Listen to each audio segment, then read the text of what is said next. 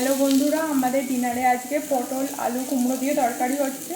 রুটি হয়ে গেছে আর আলু আর কুমড়ো ভাজা হচ্ছে, তোমরা দেখতে পাচ্ছ। আর পটল আগেই ভাজা হয়ে গিয়েছিল, তুলে রেখে দিয়েছে।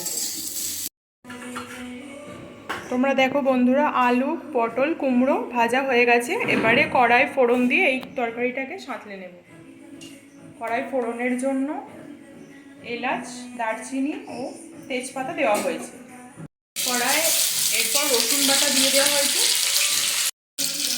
অল্প জিরে বাটা দেওয়া হলো,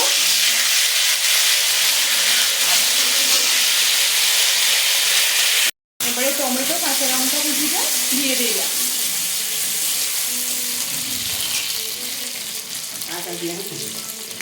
এরপর আদা বাটা দিয়ে দিয়েছি,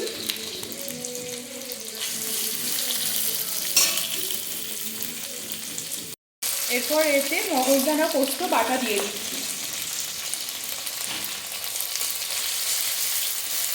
দিয়ে কিছুক্ষণ নাড়াচাড়া করতে হবে।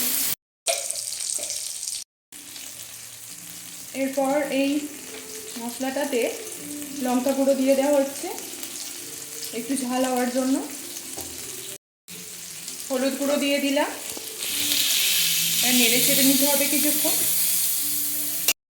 এবারে সেই আলু পটল কুমড়ো যে ভেজে রাখা তুলে রাখা হয়েছিল সেটাকে কড়াই দিয়ে নেড়ে চেড়ে কষে নিতে হবে কিছুক্ষণ।